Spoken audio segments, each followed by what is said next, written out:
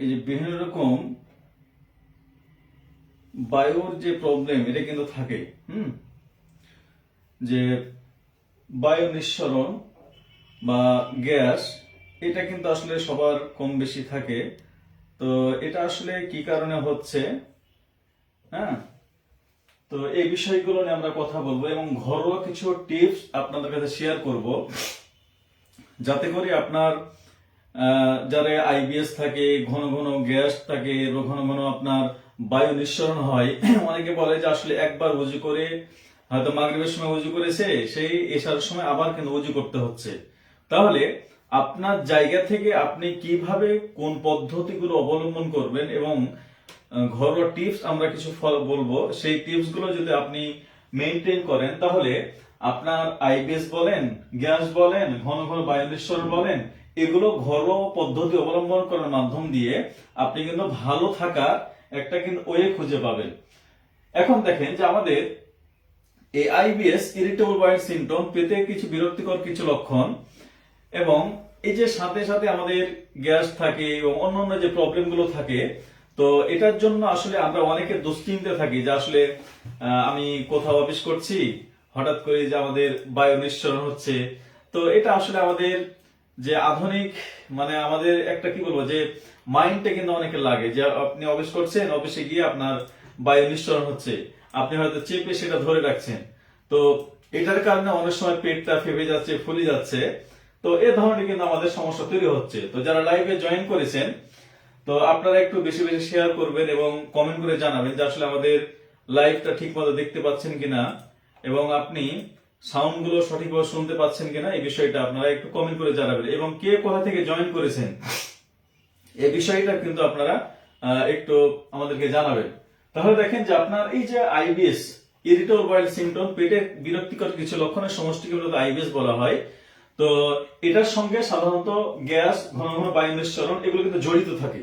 এটা সাধারণ সবার কিন্তু, যারা আইবিএস ডি থাকে তাদেরও থাকে, যারা সি থাকে তাদেরও থাকে, যারা কোষ্ঠকাঠিন্য আপনার আইবিএস এম থাকে, তো সবার কিন্তু কমন এই বিষয়গুলো থাকে। তো দেখেন আইবিএস ও গ্যাস সমস্যা খুব সাধারণ, যে এটা আপনি যদি মনে করেন যে আসলে অন্য ব্যক্তির না, এটা নাই, আপনি অন্য যে ব্যক্তিগুলো তাদের কিন্তু এটা থাকে। এই কারণে এটা নিয়ে কোনো আসলে ভয়ের কিছু কারণ নাই। হ্যাঁ, এবং সঠিক অভ্যাস আপনাকে নিয়ন্ত্রণ সম্ভব। যদি সঠিক খাদ্য অভ্যাস আপনি নিয়ন্ত্রণ করেন, সঠিক আপনি ব্যায়াম করেন, তাহলে এখান থেকে বের হওয়া কিন্তু আজকে আমরা আজকে সেই বিষয়টা শিখবো বা ঘরোয়া সমাধান আমরা শিখবো, যে বিষয়গুলো আপনার নিয়ন্ত্রণ করলে আপনার আসলে ভয় পাওয়ার কিছু কারণ নেই, আপনি সহজভাবে কিন্তু এগুলো কিন্তু বুঝতে পারবেন। হ্যাঁ, তো সেক্ষেত্রে দেখেন যে আমাদের যখন আইবিএস হয়ে যায়, এটা কি একটু আগে বললাম যে অন্ত্রে কার্যগত কোনো সমস্যা থাকে না বা আপনার সেখানে ত্রুটিগত কোনো সমস্যা কিন্তু থাকে না। হ্যাঁ, এবং সেখানে এটা স্থায়ী কোনো রোগ না যে এটা আপনাকে এখান থেকে আলসার হবে, এখান থেকে ক্যান্সার হবে, এখান থেকে আপনি মারা যাবেন, আপনার এখান থেকে সমস্যা তৈরি হবে, এগুলো কিন্তু আপনার হবে না। এটা সহজ বিষয়, এটা নিয়ে আসলে দুশ্চিন্তার কোনো কারণ নেই। তো সেক্ষেত্রে এটা স্থায়ী কোনো রোগ না যে এটা আপনার সমস্যা তৈরি হবে। এবং এটা কিন্তু সাধারণত জীবন যাপনের সাথে সম্পর্কযুক্ত, কারণ আপনি কিভাবে চলাফেরা করছেন, কিভাবে উঠা বসা করছেন, কিভাবে আপনি খাওয়া দাওয়া করছেন, কিভাবে আপনি সবকিছুই আপনার লাইফটা মেনটেন করছেন, ঘুম থেকে কিভাবে উঠছেন, মানে এভরিথিং আপনার লাইফের সাথে এটা কিন্তু একটা ওতপ্রোতভাবে জড়িত। আপনি যদি মনে করেন যে এটা আলাদা বিষয়, আলাদা জিনিস, কিন্তু এটা না, এটা কিন্তু আপনার একসঙ্গে কিন্তু জড়িত। এবং এটার সাথে কিন্তু আপনার দেখেন যে স্ট্রেস কিন্তু আপনার বাড়ে। এটা আসলে বিপজ্জনক নয়, তবে এটা আসলে একটা বিরক্তিকর একটা বিষয়, কারণ আইবিএস যদি থাকে, গ্যাস থাকে আপনার, তাহলে কিন্তু আসলে আমাদের সমস্যা কিন্তু খারাপ লাগে। তো এটা আসলে জটিল কোনো কিছু না। দেখেন যে শরীরে আসলে কি ঘটে, দেখেন যে আইবিএস যদি আমাদের থাকে, তাহলে দেখেন অন্ত্রে আমাদের এক ধরনের একটা অস্বস্তিকর বোধ তৈরি হয়, একটা খারাপ লাগা তৈরি হয়। এটা আসলে সবার, কারণ আপনি সকালে সেহেরি খেলেন, সকালে সেহেরি খাওয়ার পরে একটা মানুষ দিব্যি তার পেটটা ভালো আছে, কিন্তু আপনি সেহেরি খাওয়ার পরে বা ইফতারি করার পরে আপনার পেটে ভুটভাট শুরু হয়ে গেল, আপনার বায়ু তো বের হচ্ছে তো হচ্ছে, আপনার পেটে ব্যথা করছে, তাহলে এটা কিন্তু একটা বিরক্তিকর একটা বিষয়, মানে খারাপ লাগা একটা বিষয়। এবং আপনার হজমটা কিন্তু ধীর গতিতে হচ্ছে, মানে হজমটা আপনার হচ্ছে না সঠিকভাবে। হ্যাঁ, এটার কারণে আপনি একবার হয়তো মাগরিবের সময় বা ইফতারের সময় খেলেন, সেহরির সময় খেলেন, বা আপনি দুপুরের সময় খেলেন, আর আপনাকে খেতে ভালো লাগছে না, পেটটা আপনার ভার ভার অবস্থা হয়ে গেছে। হ্যাঁ, আপনাকে খারাপ লাগা বা এই যে হজমটা ধীর গতি হয়ে যাওয়া এটা কিন্তু থাকে। এবং আপনার পেটে সাধারণত গ্যাস তৈরি হয়, আমাদের ব্লোটিং তৈরি হয়, এবং এটা কিন্তু আমাদের একটা মাথায় কিন্তু চাপ পড়ে। দেখেন যে আপনার কোনো ধরনের প্রবলেম নাই, অথচ মাথায় একটা প্রেশার পড়ছে, আপনাকে মাথাটা চিপে ধরছে, এবং মাথাটা আপনার কি বলবো যে আপনার মানে অনেক সময় অনেকে পেইন করে, ব্যথা করে। তো এই ধরনের কিন্তু প্রবলেম গুলো সাধারণত থাকে। তো এই প্রবলেম গুলো সাধারণত আমাদের জন্য এটা কিন্তু ঘটে। এখন এটা কেন আসলে গ্যাস বা পেট ভুটভাট এটা আসলে কেন হয়? এটা আসলে বিভিন্ন কারণে আপনার হতে পারে। আপনি যদি ভুল খাদ্যাভ্যাস আপনি গ্রহণ করেন, অনেকে দেখেন যে আপনার বার্গার খাচ্ছেন, আপনি কফি খাচ্ছেন, আপনি দেখা যাচ্ছে স্যান্ডউইচ খাচ্ছেন, আপনার বাইরের যে খাবারগুলো এগুলো খাচ্ছেন, হ্যাঁ, তাহলে এগুলো আপনার এই যে ভুল খাদ্যাভ্যাস এটার কারণে আপনার কিন্তু হতে পারে। অথবা আপনি তাড়াহুড়ো করে খাচ্ছেন, অথবা আপনি খেতে গিয়ে ওই ওই যে আপনি তাড়াহুড়ো করে খাচ্ছেন, ওর ভিতর দিয়ে আপনার মুখ দিয়ে একটা আপনার বাতাসটা ঢুকে যাচ্ছে ভিতরে, অথবা তৈলাক্ত খাবার খাচ্ছেন, অথবা আপনার অতিরিক্ত চা কফি, অনিয়মিত আপনার মানে আপনার সময় নেই খাওয়ার, মানে কোন সকালে খাওয়া দুপুরে খাচ্ছেন, দুপুরে খাওয়ার রাত্রে খাচ্ছেন, রাত্রে খাওয়ার আপনি দেখা যায় 12টা 1 দিয়ে খাচ্ছেন।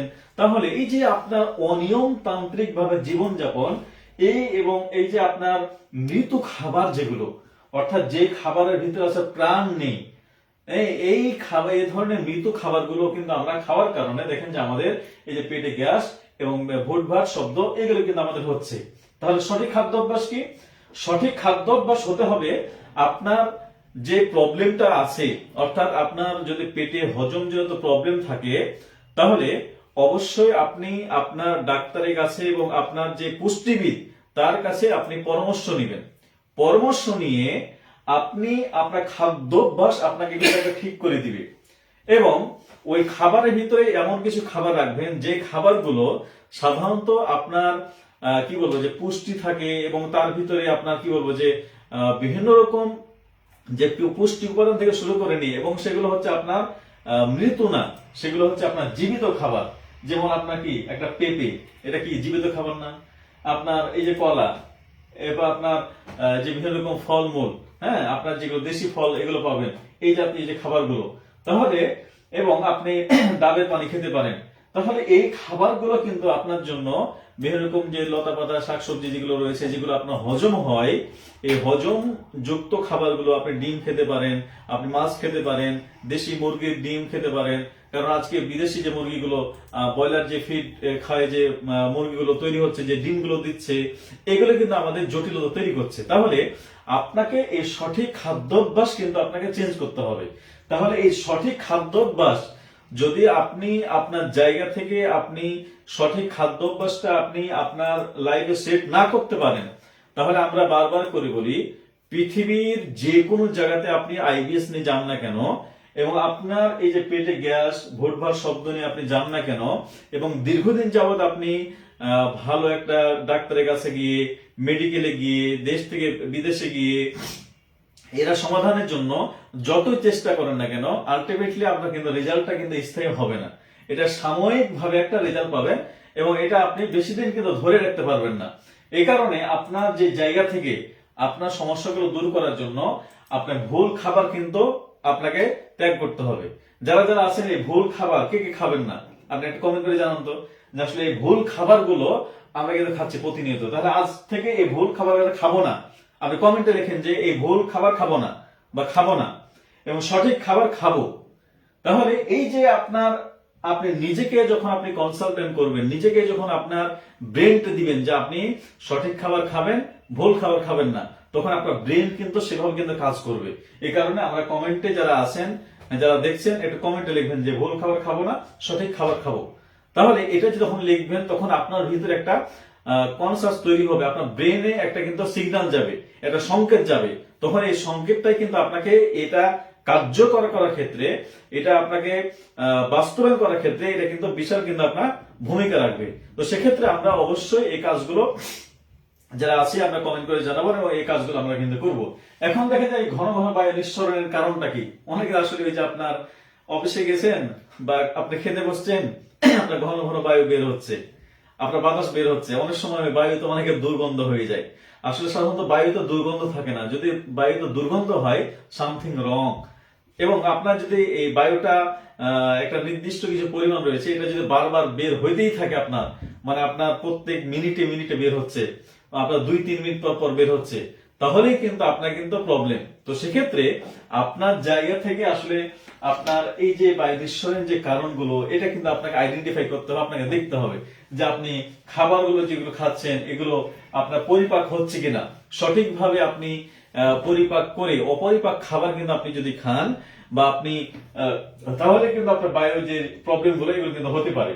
এরপরে অন্ত্রের ব্যাকটেরিয়ার কাজ, অর্থাৎ আমাদের যে অন্ত্রে দেখেন যে ব্যাকটেরিয়া, অর্থাৎ ভালো ব্যাকটেরিয়া খারাপ ব্যাকটেরিয়া, এটা উভয় কিন্তু ব্যাকটেরিয়া থাকে।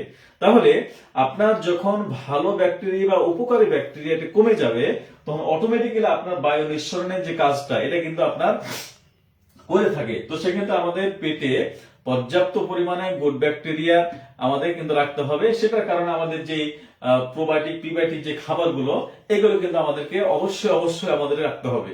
এবং দেখেন যে আমাদের গ্যাস জমে চাপ তৈরি হয়, অনেক সময় আমাদের পেটে গ্যাস তৈরি হচ্ছে, আপনি কিন্তু গ্যাসটা হয়তো আপনি ধরে আছেন, এই যে দীর্ঘক্ষণ যখন আপনি ধরে থাকেন তখন এটার কারণে কিন্তু আপনার এই যে বায়ু নিঃসরণ, হ্যাঁ, বা আপনার পেটে কিন্তু বায়ু জমতে পারে। এবং আমরা দুশ্চিন্তা থাকি, অনেকে আসলে দুশ্চিন্তা, কারণ এর কিন্তু আসলে কোনো মানে আপনার কোনো ধরনের মেডিসিন নাই।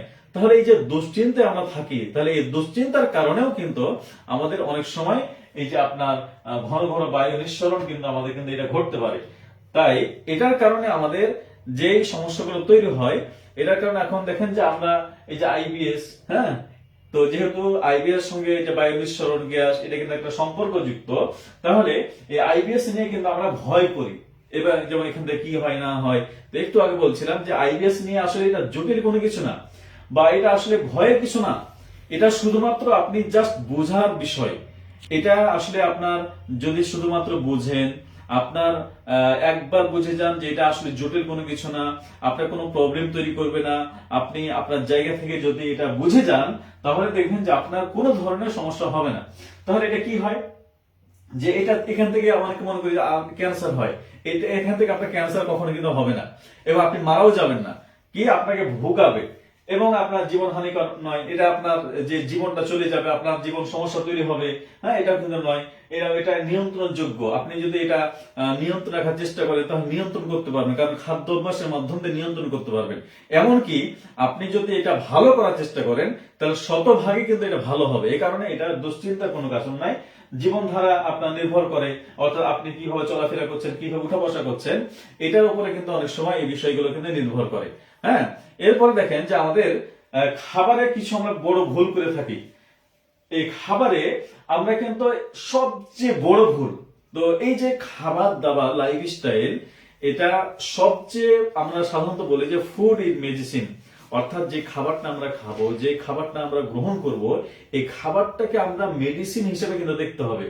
কারণ আপনি সকালে যে খাচ্ছেন, দুপুরে যে খাচ্ছেন, রাত্রে যে খাচ্ছেন, এই খাবারটা যদি সঠিক না হয় তাহলে কিন্তু আমরা আমাদের যে পেটে যে বিভিন্ন রকম হজমজনিত প্রবলেম, এটা কিন্তু আপনার ভালো কিন্তু হবে না। এই কারণে আমরা খাবারের ভিতরে অবশ্যই অতিরিক্ত মশলাযুক্ত খাবার এটা কিন্তু অবশ্যই আমরা কিন্তু বর্জন করব। তাহলে আমরা যদি মশলাযুক্ত খাবার আমরা খেতে থাকি, দেখেন যে আপনার সকালে অনেকে একদম ভাজা পোড়া অনেকে খায়, অনেকে আপনার তৈলাক্ত জিনিস খায়। তাহলে এই যে আপনার এই যে অনেকে ফাস্ট ফুড খান, হ্যাঁ, আপনার বেকারি খাবারগুলো খান, এবং আপনার খাওয়াতে সঠিক সময় আপনার নাই, আপনার সকালে খাবার, দুপুরে দুপুরে খাবার, বিকালে বিকেলে খাবার, এবার রাত্রে খাবার কখন খাবেন আপনি? ওই যে রাত্রে আপনি ফজরের সময় আপনি খেয়ে আপনি শুয়ে গেলেন, এবং আপনার দেখেন যে বেশি করে খেয়ে ফেলা। যে আমাদের আল্লাহ রাসূল প্রিয় নবী মুহাম্মদ সাল্লাল্লাহু আলাইহি ওয়াসাল্লাম যেভাবে আমাদের পেটকে 3 ভাগ করে 1 ভাগ খাওয়ার জন্য বলেছেন, 1 ভাগ পানি খাওয়ার জন্য বলেছেন, 1 ভাগ ফাঁকা রাখার জন্য বলেছেন, আমাদের বাতাস বা আমাদের অক্সিজেন চলাফেরা করার জন্য, কিন্তু আমরা কি করি? আমরা এক সময় এত পরিমাণ খেয়ে ফেলি যে একদম মোটা হয়ে যায় আমরা। তাহলে এই যে ভুল খাবারগুলো, বার্গার, সিঙ্গারা, পুরি এবং ফাস্ট ফুড, জাঙ্ক ফুড এবং আপনার প্যাকেটজাত খাবারগুলো, বিশেষভাবে যাদের আইবিএস প্রবলেম আছে, হজম প্রবলেম আছে, তারা দুধ আপনি কিন্তু খাবেন না। আপনি গমের তৈরি আপনি কোনো জিনিস খাবেন না, অর্থাৎ গম, দুধ এবং হচ্ছে গ্লুটেন যুক্ত খাবার, যেগুলো প্রসেস ফুড, যেগুলো আপনার অত্যাধিক প্রসেস করা। এখন গম থেকে তৈরি কি দেখেন বিস্কিট, চানাচুর, পাউরুটি, সিঙ্গাপুরি, বার্গার, যে এত সকল ধরনের খাবার কিন্তু আপনার এই যে এইগুলো থেকে, গম থেকে তৈরি। তাহলে এই গমের তৈরি খাবারগুলো যখনই আপনি খাবেন, তখন পেটে হজম করার জন্য যে ক্যাপাসিটি দরকার, যে এবিলিটি দরকার, এটা কিন্তু থাকে না। তাহলে আমাদেরকে সেটা কিন্তু আমাদের বর্জন অবশ্যই কিন্তু আমাদের করতে হবে। এখন নিরাপদ খাবারটা কি আইবিএস এর জন্য? যেখানে আমাদের আইবিএস যারা প্রবলেম থাকে, তো তাদের থাকে না ডায়াবেটিস, থাকে না তাদের উচ্চ রক্তচাপ, থাকে না তাদের হচ্ছে আপনার অন্য অন্য যে জটিলতা, এই প্রবলেম গুলো থাকে না।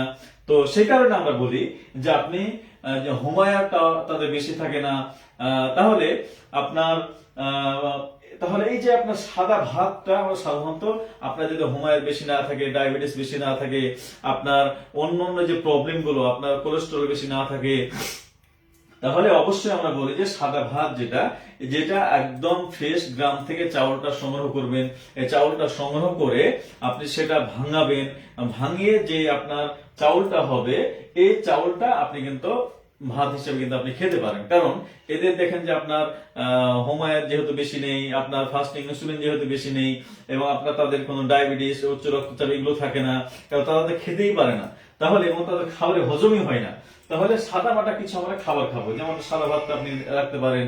আপনার যে সবজিগুলো আপনার হজম হয়, যেমন আপনার বিশেষভাবে আপনার দেখেন যে পেঁপের তরকারি, লাউয়ের তরকারি, কদুর তরকারি, এবং আপনার অন্য অন্য যে তরকারিগুলো, এগুলো অনেক সময় যদি হজম কম হয় তাহলে সিদ্ধ করে খেতে পারেন। আলুর তরকারিটা আপনি খেতে পারেন।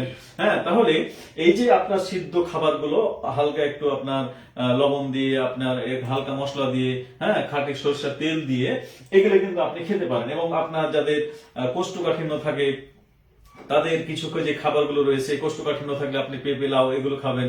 যদি আপনার পাতলা ডায়রিয়া, নরম আমসা হয়, তাহলে আপনি কিন্তু কলার তরকারিটা আপনি প্রায় রাখতে পারেন। এবং সাথে সাথে সকলেই আপনি টক দই একটু রাখবেন, কারণ এই টক দইটা আপনার হজম শক্তিকে অনেক কিন্তু বাড়াবে, এবং আপনার প্রোবায়োটিক হিসেবে কিন্তু কাজ করবে, এবং উপকারী ব্যাকটেরিয়া আপনার পেটে যাবে। এই কারণে আমরা আধা চামচ বা 1 চা চামচ আপনি প্রতিদিন আপনার দুপুরে বা রাত্রে খাবার পরে আপনি টক দইটা আপনি খাবেন। এই টক দইটা আপনি খাবারের 40 মিনিট পরে যখন আপনি খাবেন, আপনার পেটে আপনার গুড ব্যাকটেরিয়া কিন্তু আপনার তৈরি হবে। সেক্ষেত্রে আপনার এই যে সঠিক যে নিরাপদ খাবারগুলো, এই খাবারগুলো কিন্তু আমরা সাধারণত খাওয়ার জন্য বলি। এখন দেখেন যে আমরা সাধারণত ডিম খেতে পারি, আমরা মাছ খেতে পারি, আমরা অন্য অন্য যে মাংসগুলো রয়েছে সেগুলো খেতে পারি। এখন যে মাংসগুলো হজম কম হয়, আপনার যেমন গরুর মাংস হজম কম হয়, বা আপনি খেতে পারেন না, যেহেতু আপনার ভিতরে উপকারী ব্যাকটেরিয়াটা কম, হজম করার ক্যাপাসিটি কম, আপনার কম, হাইড্রোক্লোরিক অ্যাসিড কম, এগুলো কিন্তু আপনার জন্য কিন্তু আপনার নিরাপদ। খাবারে 1 ঘন্টা আগে পরে পানি খাওয়া, এই বিষয়গুলো কিন্তু আপনার খেয়াল রাখতে হবে। তাহলে এবং আপনাকে সকালে দেখেন যে পেটকে পরিষ্কার রাখার জন্য, ভালো রাখার জন্য আপনি কি করবেন? আপনাকে দেখেন যে ভোরে পানি খাওয়া, অর্থাৎ ঘুম থেকে উঠে পানি খাওয়া। সাধারণত আমরা বলি যে আপনি যখন ঘুম থেকে উঠবেন, ঘুম থেকে ওঠার পরে একদম খালি পেটে, একদম বাসি পেটে, আপনি কুলি না করে, অর্থাৎ যখন আপনি ঘুমাতে যাবেন তখন আপনি কিন্তু পানিটা খেয়ে নেবেন, অর্থাৎ আপনি ব্রাশটা করে নেবেন। তাহলে যখন রাত্রে ঘুমানোর সময় আপনি ব্রাশ করে নেবেন, ব্রাশ করে নেওয়ার পরে যখন আপনি রাত্রে ঘুমাতে যাবেন, একদম ফ্রেশনেস নিয়ে আপনি ঘুমালেন। এখন আপনি রাত্রে আপনি ঘুমানোর সময় যদি ব্রাশ না করেন, আপনি সকালে যা খেলেন, দুপুরে যা খেলেন, রাত্রে যা খেলেন, অথবা ইফতারিতে যা খেলেন, তখন আপনি ওই যে খাবারগুলো আপনার দাঁতের ফাঁকে কিন্তু লেগে থাকে। তাহলে এগুলো যখন আপনার ভিতরে আপনি ঘুমান, তখন এগুলো ব্যাকটেরিয়া, এগুলো তৈরি হয়, খারাপ ব্যাকটেরিয়া তৈরি হয়, এবং সেগুলো জীবাণু তৈরি হয়। তো এই জীবাণুগুলো দেখেন যে আমাদের ভিতরে গিয়ে, আমাদের পেটে গিয়ে সমস্যা তৈরি করে। এই কারণে আপনি রাত্রে ঘুমানোর সময় ব্রাশ করে নেবেন। ব্রাশ করে নেওয়ার পরে ঘুম থেকে যখন উঠবেন সকালে, তখন আপনার কুসুম গরম পানি, 1 গ্লাস কুসুম গরম পানি আপনি কিন্তু খাবেন। এবং এটা কিন্তু ওয়াটার থেরাপি বলা হয়। এই কুসুম গরম পানিটা আপনি যখন ভোরে আপনি খালি পেটে, বাসি পেটে আপনি খাবেন, তখন আপনার পেটের যে আপনার টক্সিন গুলো রয়েছে, এবং আপনার হজম প্রক্রিয়া যে দুর্বলতা রয়েছে, আপনার যে গ্যাস, ব্লোটিং, আপনার ঘন ঘন বায়ু নিঃসরণ যেগুলো রয়েছে, এবং আইবিএস জনিত যে প্রবলেম গুলো রয়েছে, এগুলো দেখবেন যে অনেক রিল্যাক্স হয়ে যাবে, এবং অনেক কিন্তু আপনি ভালো ফিল করবেন। এই কারণে আপনার ভোরে বা সকালে পানিটা খাওয়া, এটা আপনার জন্য খুবই দরকার। এবং নির্দিষ্ট সময়ে টয়লেট, দেখেন যে অনেকে আসলে টয়লেটে মানে মানে তার নির্দিষ্ট সময় একটা থাকে না। তো সাধারণত আপনার ঘুম থেকে ওঠার পরে 1 গ্লাস পানি খাওয়ার পরে আপনি টয়লেটে যাওয়ার চেষ্টা করবেন। আপনি প্রতিদিন আপনার একটা ওই নির্দিষ্ট সময়ে কিছু সময় অবশ্যই বসে থাকার চেষ্টা করবেন।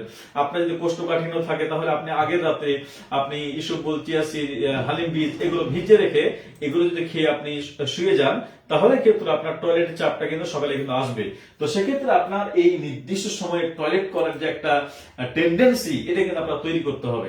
তাহলে এটা যদি আপনি তৈরি করেন, তখন দেখবেন যে আপনি 1 দিন 2 দিন 5 দিন আপনার সঠিকভাবে টয়লেট হচ্ছে না, কিন্তু একটা সময় কিন্তু আপনার সঠিকভাবে কিন্তু আপনার টয়লেট কিন্তু আপনার হয়ে যাবে। তো সেক্ষেত্রে এই বিষয়টি কিন্তু আপনি খেয়াল রাখতে পারবেন। এবার হালকা হাঁটা, আপনি সকালে আপনি যারা মুসলিম রয়েছেন, আমরা সলাত আদায় করলাম, সলাত আদায় করার পরে আমরা একটু অন্তত আধা ঘন্টা 40 মিনিট বা অন্তত 20 মিনিট, অন্তত আপনার 15 মিনিট অবশ্যই অবশ্যই আমরা একটু আপনার সাধ্য অনুযায়ী, আপনি যদি আপনার প্রথম হাঁটেন তাহলে 10 মিনিট হাঁটেন, 5 মিনিট হাঁটেন, যদি তারপর দিন আপনি 15 মিনিট হাঁটেন, তারপর দিন 20 মিনিট হাঁটেন, এভাবে ধীরে ধীরে আপনি বাড়ান এবং আপনার ক্যাপাসিটি অনুযায়ী আপনি ধীরে ধীরে কিন্তু আপনি ব্যায়ামগুলো করেন। এই ব্যায়ামগুলো যখন আপনি করবেন, হাঁটা চলাফেরা করবেন, তখন আপনার যে প্যারাস্টেটিক মুভমেন্ট, যেটা হজম করার জন্য যে ক্যাপাসিটি রয়েছে, বিশেষভাবে আপনার যে অন্ত্র রয়েছে, এই অন্ত্রগুলো দেখেন যে আপনি ধরেন 5 ফিট 5 ইঞ্চি, কিন্তু আপনার তো পেটের যে নাড়িভুঁড়িগুলো, এগুলো কিন্তু আপনার প্রায় 28 থেকে আপনার 30 ফিট পর্যন্ত। তাহলে এই যে ভিতরে যে নাড়িভুঁড়িগুলো, এই নাড়িভুঁড়িগুলোর আপনার যখন রক্ত চলাচল করে, আপনার মুভমেন্ট করে, তখন কিন্তু হজম প্রক্রিয়া কিন্তু অনেক ভালো হয়। তাহলে এই হজম প্রক্রিয়া ভালো হওয়ার জন্য আপনার যে ব্যায়াম করা, হাঁটা, এটা কিন্তু খুবই আপনার জন্য দরকার, খুবই দরকার আপনার। এবং আঁশযুক্ত খাবার খাওয়া, এখন আঁশযুক্ত খাবারগুলো অনেক সময় যারা আইবিএস প্রবলেম থাকে, তো তাদের ক্ষেত্রে অনেক সময় হজম প্রক্রিয়া সমস্যা হয়। তো সেক্ষেত্রে আঁশযুক্ত যে খাবারগুলো রয়েছে, এগুলো সিদ্ধ করে নিলেন, একটু নরম করে আপনি সিদ্ধ করে নিয়ে সেটা কিন্তু আপনার একদম চিবিয়ে চিবিয়ে আপনি কিন্তু খাবেন। তাহলে এই চিবিয়ে চিবিয়ে যখন আপনি খাবেন এবং আপনার মুখে কিন্তু আপনার যে হজম প্রক্রিয়া, অর্থাৎ আপনি অন্তত 20-30 বার বা 40 বার চিবাবেন, আর মুখে যাতে করে আপনার ডাস হয়ে যায়, একদম নরম হয়ে যায়, তারপর আপনি কিন্তু ভিতরে আপনি দিবেন। এভাবে আপনার খাবারগুলো, যে রুটিন গুলো, এগুলো কিন্তু ধীরে ধীরে আপনাকে সুনির্দিষ্ট সময়ে আপনাকে এই কাজগুলো করলে পেটটা কিন্তু পরিষ্কার হবে আপনার, এবং অনেক কিন্তু আপনি ভালো ফিল করবেন। এবং সঠিক খাবার যে বিষয়গুলো, অর্থাৎ আমরা খাওয়ার সময় আপনি ধীরে ধীরে আপনি খাবেন, কারণ আমাদের প্রিয় নবী করিম সাল্লাল্লাহু আলাইহি ওয়াসাল্লাম তিনি আমাদের শিখিয়ে গেছেন, এবং আমাদের যে বিজ্ঞানী যারা, তারা কিন্তু বলছেন যে আপনি যদি ধীরে ধীরে আপনি খান, তাহলে আমাদের পেটে গ্যাস তৈরি হবে না, হ্যাঁ, এবং আপনার ভিতরে হজম প্রক্রিয়া অনেক কিন্তু ভালো হবে, এবং আপনি ভালোভাবে চিবাবেন আপনি, এবং আপনি ছোট ছোট আপনি করে অল্প করে খাবেন। অনেকে দেখি যে আমরা একদম বড় বড় করে আপনি দ্রুত খেয়ে শেষ করছেন, অর্থাৎ আপনার অফিসের জন্য সময় দিচ্ছেন 8 ঘন্টা, আপনি ঘুমের জন্য আপনি সময় দিচ্ছেন, আপনি আপনার ছেলে মেয়েকে সময় দিচ্ছেন, আপনার বন্ধু বান্ধবকে সময় দিচ্ছেন, আপনার কর্মজীবন আপনি সময় দিচ্ছেন, কিন্তু খাবারের সময় আপনার কিন্তু সময় নেই। আধা ঘন্টা আপনার সময় নেই, আপনি 2-3-5 মিনিট আপনি সময় রাখছেন আপনার খাবারের জন্য। তাহলে এই যে আপনার এই এত অল্প সময়ের ভিতরে যখন আপনি খাবারের জন্য সময় রাখছেন, তখন আলটিমেটলি আপনার দ্রুত খাওয়ার কারণে আপনার কিন্তু পেটে বিভিন্ন রকম সমস্যা তৈরি হচ্ছে। এই কারণে আপনার ধীরে খাওয়া এবং আপনার ছোট পরিমাণ খাওয়া এবং নিয়মিত সময়, অর্থাৎ একটা নিয়মতান্ত্রিক ভাবে সময়ের ভিতরে আপনি যদি খাওয়া দাওয়া করতে পারেন, তখন দেখবেন যে আপনার সমস্যাগুলো কিন্তু ধীরে ধীরে ধীরে কিন্তু ভালো হবে ইনশাল্লাহ। এরপরে এখন এই যে পানি খাওয়ার যে বিষয়টা, এটা আমরা কিন্তু অনেকবার বলেছি, এই পানি বিশুদ্ধ পানির অপর নাম জীবন। দেখেন আমরা কিন্তু আসলে অশুদ্ধ পানি অনেকে খেয়ে থাকি, বা আমরা এই যে পানিতে অনেক ধরনের প্রবলেম থাকে। তাহলে এই যে পানি, এটা বিশুদ্ধ পানি, কারণ এই পানির ভিতরে আপনি সঠিক ওয়ে যদি আপনি পানিটা খেতে পারেন, তাহলে এই পানির মাধ্যম দিয়ে আপনি কিন্তু ভালো থাকতে পারবেন। যেমন আপনার দেখা যায় এই পানি নিয়ে অনেক গবেষণা হয়েছে, এমনকি বলা হয়েছে আপনার শরীরে ডিহাইড্রেশন হয়ে গেছে, আপনার শরীর খারাপ লাগছে, মন মেজাজ আপনার খারাপ লাগছে। আপনার একজন রাজা, তিনি ছিলেন সম্ভবত চীনের, তো উনি কিন্তু ওই যে আপনার যখনই তাকে খারাপ লাগতো, তখন আপনার তার যে মানে অফিস ছিল, বা তার যে আপনার মানে যেখানে তিনি থাকতেন, বসবাস করতেন, তাই সেখানেই কিন্তু একটা পুকুর ছিল, এবং তার কিন্তু পানির একটা ফোয়ারা ছিল। তো যখনই তার মন খারাপ লাগতো, তখনই কিন্তু পানিতে নেমে তিনি গোসল করতেন, আর এভাবে তিনি দিনে 4-5-7 বার কিন্তু গোসল করতেন। অর্থাৎ এই যে পানি, এই পানির সংস্পর্শে আমাদের মানব জীবন কিন্তু উজ্জীবিত হয়, অনেক কিন্তু ভালো ফিল করে। এই কারণে পানির যে একটা মানে ভূমিকা আমাদের শরীরে, এটা কিন্তু অত্যন্ত গুরুত্বপূর্ণ। এই কারণে আমরা পানিটা দেখেন যে অনেক সময় যাদের কিডনির প্রবলেম থাকে তারা কিন্তু আপনার অল্প অল্প করে পানি খাওয়া বা আপনার ডাক্তারের কাছে পরামর্শ নিয়ে ওইভাবে আপনি পানিটা মেনটেন করবেন।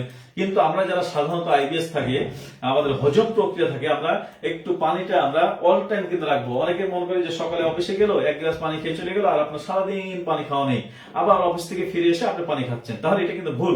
তাহলে আপনি যখন অফিসে যাচ্ছেন, তাহলে অফিসে থাকাকালীন আপনি অল্প অল্প করে আপনি পানি খান। আপনার পানি অল্প অল্প করে যখন আপনি খাবেন, তখন আপনার যে ডিহাইড্রেশন একটা বিষয় থাকে, আপনার হজম প্রক্রিয়া একটা বিষয় থাকে, এবং আপনার পানি শূন্যতা থাকে, এগুলো কিন্তু আপনার থাকে না। সেক্ষেত্রে আপনার পানিটা অল্প অল্প করে খাবো, এবং খাবারের আগে পানিটা খাবো, অর্থাৎ খাবারের অন্তত 40 মিনিট আগে অথবা পরে পানিটা খাবো। অর্থাৎ খাবারের ভিতরে আমরা কোনোভাবে ভুল করে কিন্তু আমরা পানি খাবো না। তাহলে যদি আপনি খাবারের মাঝখানে আপনি পানি খান, তাহলে এই যে আপনার ভেতরে যে অ্যাসিড থাকে এবং পানি, এই পানি এবং অ্যাসিডটা আপনার একত্রিত মিশিয়ে এই হজম প্রক্রিয়াকে এটা বাধাগ্রস্ত করে। সেক্ষেত্রে আপনার হজম প্রক্রিয়াটা সুন্দর করার জন্য, ভালো করার জন্য, আপনার স্মুথলি হজমটা হওয়ার জন্য অবশ্যই আপনাকে বিজ্ঞান যেটা বলছে, ইসলাম যেটা বলছে, অবশ্যই খাবারের আধা ঘন্টা আগে অথবা পরে পানি খাবেন। এখন যাদের অভ্যাস রয়েছে আপনি একবার ভাত দেওয়া মুখে বা খাবার দেওয়া, আবার পানি খাওয়া, এক ঢোক পানি খাওয়া, আবার ভাত দিচ্ছেন, আবার কিন্তু আপনি পানি খাচ্ছেন, এভাবে কিন্তু বেশ কিছু ব্যক্তির অভ্যাস রয়েছে। এবং অনেকে এভাবে যদি পানিটা না খান, তাহলে তার কিন্তু আপনার গলাতে ভাতটা আটকিয়ে যায়, এ ধরনের কথাবার্তা বলেন। তাহলে আপনার এই অভ্যাসটা ধীরে ধীরে আপনি ত্যাগ করবেন। যখন আপনি চিবিয়ে চিবিয়ে খাবেন, রসালো করে খাবেন, আপনি এভাবে সময় নিয়ে খাবেন, তখন কিন্তু আপনার ধীরে ধীরে কিন্তু এই অভ্যাসটা কিন্তু আপনার চলে যাবে। হ্যাঁ, তাহলে এই বিষয়টা কিন্তু আপনার খেয়াল রাখবেন। এরপর অতিরিক্ত আপনার নয়। আপনার অনেক সময় কি আমরা এত পরিমাণে পানি খেয়ে ফেলি যে আপনার কি বলবো, যে পানি অতিরিক্ত খাওয়ার কারণে আপনি কিডনিতে চাপ পড়ে, অথবা আপনার অন্য যে অর্গান সেখানে চাপ পড়ে, ফিল্টার সঠিকভাবে করতে পারে না, তখন আমাদের কিন্তু অন্য অন্য প্রবলেম কিন্তু আপনার হতে পারে। এই কারণে অতিরিক্ত পানি না খেয়ে আপনি একটা নির্দিষ্ট সময়, যেমন আপনার প্রসাবের দিকে আপনি খেয়াল রাখবেন, একদম সাদা একদম না হয়ে যায়, অথবা আপনার কালারটা একটু ডিসকালার থাকে, আপনার এভাবে কিন্তু আপনি পানিটা খাবেন। এবং নিজেও কিন্তু বুঝতে পারবেন, অনেক সময় পানি যদি কম খান তাহলে প্রেশারটা হলুদ হয়।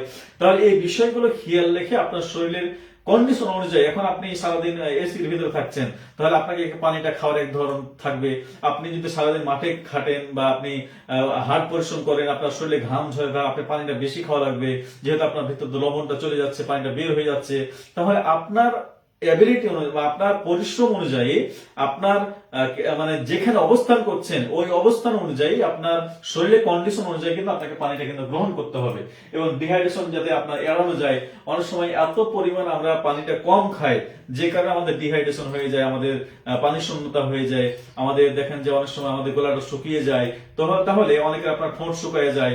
তাহলে এই যে পানির যে একটা আমাদের যে শরীরের যে একটা গুরুত্ব, এটার দিকে আমরা খেয়াল রাখবো। এবং পানি দেখেন যে আমরা যারা ফিল্টার নাই, অবশ্যই আমরা পানিটা একবার ফুটাবো। অনেক সময় পানিটা যদি আমরা বেশি ফুটাই, অনেক সময় আমরা পানি ফুটিয়ে খাওয়ার জন্য বলি, কারণ পানির ভিতরে অনেক সময় আপনার জীবাণু থাকে, আমশার যে জীবাণু সেটা থাকে, এবং এটার কারণে আমাদের আমশা তৈরি হয়, বিভিন্ন রকম সমস্যা তৈরি হয়। তো সেক্ষেত্রে আপনার এই যে আপনার পানিটা একবার যখন ফুটাবেন, একবার ফুটানোর পরে সেই পানিটা নামিয়ে নিয়ে সেই পানিটা কিন্তু আপনি সেটা কিন্তু আপনি খাবেন। এখন বারবার যখন ফুটাবেন, সময় নিয়ে ফুটাবেন, ফুটতেই আছে, তখন ওই পানির যে স্ট্রাকচার মানে গুণগত যে মান, সেটা কিন্তু নষ্ট হয়ে যায়। তো সেক্ষেত্রে এটা যদি নষ্ট না হয়, সেক্ষেত্রে আপনি কিন্তু খেয়াল রাখবেন।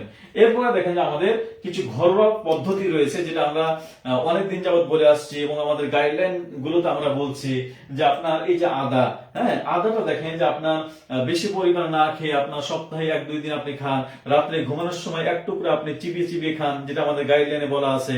হ্যাঁ, এরপর হচ্ছে আপনার জিরা পানিটা আপনি বছর বছর না খেয়ে আপনি দেখা যায় যে আপনি সকালে খালি পেটে, বাসি পেটে আপনি জিরা পানি 1 চামচ জিরা 1 গ্লাস পানিতে রাত্রে ভেজে রেখে সকালে বাসি পেটে আপনি পানিটা খেলেন, জিরা পানিটা আপনি খেলেন, এটা কিন্তু পেটটা কিন্তু পরিষ্কার হবে, আপনার যে হজম প্রক্রিয়া এটা কিন্তু অনেক উন্নত হবে, এবং আপনার গ্যাসের প্রবলেম এটা কিন্তু আপনার যাবে। এরপর হচ্ছে এবং আপনি অথবা আদা, জিরা, মরি একসঙ্গে কিন্তু উষ্ণ গরম পানির সঙ্গে আপনি রাত্রে ভিজে রেখে সকালে উষ্ণ গরম পানি দিয়ে সেটা কিন্তু খেতে পারেন, অথবা আপনি এগুলো আলাদাও কিন্তু খেতে পারেন। যেমন আদাটা রাত্রে খেলেন, আপনি জিরা পানিটা আপনি সকালে আপনি বাসি পেটে খেলেন, আর মরিটাও আপনি অন্য একটা রাত্রে আপনি ঘুমানোর সময় খেলেন, এবং আপনি সবগুলোতে কুসুম গরম পানি অ্যাড করার চেষ্টা করবেন, কারণ কুসুম গরম পানি আপনার হজম প্রক্রিয়া অনেক কিন্তু ভালো করে, এবং এটা কিন্তু একদম ওয়ার্ম থেরাপি বলা হয়। তো সেক্ষেত্রে আমরা উষ্ণ গরম পানি আমরা খাওয়ার চেষ্টা করবো, তাহলে কিন্তু আমাদের জন্য কিন্তু ভালো হবে। এরপরে দেখেন যে আমাদের যদি অনেক সময় স্ট্রেস থাকে আমাদের, হ্যাঁ, তাহলে কিন্তু আমাদের আইবিএসটা বাড়ায়। কারণ এই যে আমরা প্রতিনিয়ত দেখেন যে মানুষ যে একটা দুশ্চিন্তার ভিতরে থাকে, আমরা একটা অনেক মানে কি বলবো যে আমরা অনেক চাপের ভিতরে থাকি। আমাদের দৈনন্দিন যে জীবন, অর্থাৎ আমাদের যে 24 ঘন্টা রয়েছে, আমরা অনেক সময় মনে করি যদি এটা 48 ঘন্টায় ঘন্টা বা 72 ঘন্টার সময় একটা দিন হতো, তাহলে আমাদের জন্য কিন্তু ভালো হতো। তাহলে এই যে আমাদের বিভিন্ন রকম স্ট্রেস আমাদের থাকে, এটার কারণে কিন্তু আমাদের দেখেন যে আইবিএসটা বাড়িয়ে দিচ্ছে। তাহলে দেখেন আমাদের মস্তিষ্ক সংযোগ, অর্থাৎ আমাদের পেট যদি আমরা খারাপ থাকে, হ্যাঁ, এবং তাহলে আমাদের মাথাটা খারাপ হয়ে যায়, অনেক সময় খারাপ দিকে যায়, এবং আমাদের দুশ্চিন্তা, এটা কিন্তু আমাদের গতিটা বদলায়। অর্থাৎ আপনি যে দুশ্চিন্তা করেন, তাহলে পেটের যে মোটিলিটি থাকে, আমাদের এই এনভায়রনমেন্টটা এটা কিন্তু চেঞ্জ হয়ে যায়। অর্থাৎ আপনি ধরেন আপনার ডায়রিয়া পাতলা নরম অংশ রয়েছে, আপনি এক জায়গাতে বের হচ্ছেন, প্যান্টটা পরে ফেলেছেন, আপনি যাবেন, আপনার পোশাক পরে ফেলেছেন, কিন্তু আপনি দুশ্চিন্তা আছেন যে সেখানে গিয়ে কি হবে আসলে আমার জীবনটা, বা আমি সেখানে আমার চাকরিটা থাকবে কিনা, বা আমার সেখানে গিয়ে আমি সফল হতে পারবো কিনা, বা আমি সেই চাকরিটা করতে পারবো কিনা, এই যে আপনার দুশ্চিন্তা থাকে, অথবা আপনার সেখানে গিয়ে পৌঁছতে পারবেন কিনা, অনেক দূরে জার্নি, আপনার কাঙ্ক্ষিত জায়গায় যেতে পারবেন কিনা, এই যে আপনার বিভিন্ন রকম যে দুশ্চিন্তা, এটার কারণে আপনার টয়লেটের বেগ আবার কিন্তু চলে আসছে। তাহলে এই যে আপনার যে আপনার যে দুশ্চিন্তা, এটার কারণে কিন্তু প্রভাব ফেলছে, এবং হরমোনের প্রভাব ফেলে আপনার দুশ্চিন্তা আপনার যদি করেন, এবং ঘুম কিন্তু কমে যায়। কারণ আপনি যখন মাথার ভিতরে আপনার বিভিন্ন রকম দুশ্চিন্তা থাকবে, তখন অটোমেটিক্যালি আপনার ঘুমের কিন্তু ব্যাঘাত ঘটবে, এবং এটার কারণে আপনার দেখেন বিভিন্ন রকম কিন্তু আপনার সমস্যা কিন্তু তৈরি হবে। এরপরে দেখেন যে আপনার মানসিক শান্তির যে কৌশল, এখানে দেখেন যে আপনার মানসিক শান্তির কৌশলের জন্য দেখেন যে আমরা বিভিন্ন সময় আমরা কোন একটা জায়গায় ঘুরতে যাই, তো আপনি যে কাজটা করতে পারেন, গভীর শ্বাস নেবেন এবং আপনি শ্বাস ছাড়বেন, অর্থাৎ শ্বাস প্রশ্বাসের ব্যায়ামটা করবেন। আপনি কোন একটা জায়গাতে, যে জায়গাটা আপনার ভালো লাগছে, যে আপনার অমুক জায়গাতে সুন্দরভাবে একটা ভালো লাগার জায়গা আপনার আছে, কোন একটা পার্কে হতে পারে, কোন একটা জায়গাতে হতে পারে, কোন একটা নদীর পাড়ে হতে পারে, বা কোনো গাছের নিচে হতে পারে, বা সকালে সেটা আপনার যখন পাখি কিচিরমিচির করে ওই অবস্থাটা হতে পারে, তখন ওই জায়গাতে গিয়ে যে দেখেন সুন্দরভাবে আপনি ওই জায়গাতে বসে গিয়ে আপনি একটু শ্বাস প্রশ্বাসের ব্যায়ামটা করতে পারেন। নিলেন, ছাড়লেন,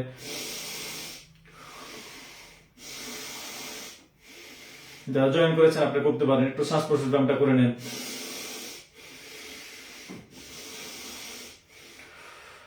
মুখ দিয়ে শ্বাস নেন, আপনি নাক দিয়ে ছাড়লেন, নাক দিয়ে নিলেন, মুখ দিয়ে ছাড়লেন। তাহলে এই যে শ্বাসের ব্যায়ামটা করলে কি হবে, যে আপনার রিল্যাক্স হবে, একটা মস্তিষ্কটা ভালো হবে, আপনাকে অনেক কিন্তু আরাম দিবে। এবং আপনার যারা নামাজ, আমরা মুসলিমদের নামাজ আদায় করি, যারা অমুসলিম আমরা ধ্যান করতে পারি, এবং স্ক্রিন টাইম আমাদের কমানো আছে। আমরা আজকে দেখি এত পরিমাণ আমরা কি বলবো যে আমরা মোবাইল দেখছি, আমরা টিভি আমরা দেখছি, যে এটার কারণে সেদিন গতকাল একটা খবরে দেখলাম যে একটা ছোট্ট বাচ্চা যখন সেই আপনার কি বলবো যে বাথরুমে যায়, তখন কিন্তু মোবাইল দেখে, যখন পড়ার টেবিলে যায় তখনও কিন্তু মোবাইল দেখে, এমনকি শেষ পর্যন্ত মাত্র কয় বছর বাচ্চা, মানে ছোট্ট একদম বাচ্চা, তো ওই বাচ্চা দুই চোখে নষ্ট হয়ে গেছে। তাহলে এই যে আপনার মোবাইল দেখার কারণে আমাদের দেখেন যে আমাদের চোখের জ্যোতি কমে যাচ্ছে, আমাদের ব্রেন শক্তি কমে যাচ্ছে, আমাদের ভিতরে নেগেটিভিটি তৈরি হচ্ছে। কারণ আপনার একটার পর একটা তো খবর আসতে থাকবে, একটার পর একটা রিলস আসতে থাকবে, একটার পর একটা টিকটক আসতে থাকবে, আপনি কোনটা দেখবেন আর কোনটা ছাড়বেন। তাহলে আমাদেরকে স্ক্রিন টাইমটা আপনি মাগরিব পরে আপনি এটা কিন্তু কমে দিতে হবে। যদি আপনি মাগরিব পরে আপনার মোবাইল দেখা বন্ধ করে দেন, তাহলে যাদের ঘুমের প্রবলেম রয়েছে, স্ট্রেসের প্রবলেম রয়েছে, তাহলে কিন্তু আপনার মানসিকভাবে অটোমেটিক্যালি ভালো লাগবে। অথবা আপনি মোবাইল দেখলেন না, সমস্যা কি, আপনার প্রয়োজন, আপনি আপনার যেটা প্রয়োজন সেটা দেখে আপনি রেখে দিলেন। তাহলে এই অভ্যাসটা যদি আমরা করতে পারি, সেটার কারণে কিন্তু আপনার কিন্তু ভালো হতে পারে। এরপরে হচ্ছে প্রকৃতিতে আপনার হাঁটা। অনেক সময় যে প্রকৃতির জায়গা রয়েছে, বিভিন্ন রকম জায়গা রয়েছে, আমার ভালো লাগার জায়গা রয়েছে, সেখানে আপনি হাঁটবেন, চলবেন, ফিরবেন, ঘুরবেন, হাসবেন, আপনি আনন্দ আনন্দ করবেন, সেখানেও কিন্তু আপনাকে ভালো লাগবে। তাহলে এই বিষয়গুলো কিন্তু আমরা খেয়াল রাখবো। এরপরে দেখেন যে আমাদের হাঁটা এবং ব্যায়ামের ভূমিকা, এটা কিন্তু আমাদের একটু আগে বললাম, আমাদের হজম শক্তি বাড়ায়, আমাদের গ্যাস কমায়, আমাদের স্ট্রেস কমায়, আমাদের শক্তি বাড়ায়, আমাদের এনার্জি তৈরি করে। এই যে রমজান মাসে আমরা ইফতারের আগ মুহূর্তে আপনি আধা ঘন্টা আগে যদি একটু 10-15 মিনিট একটু ভালোভাবে ব্যায়াম করেন, দেখবেন আপনার রিল্যাক্স লাগবে, অনেক কিন্তু ভালো লাগবে।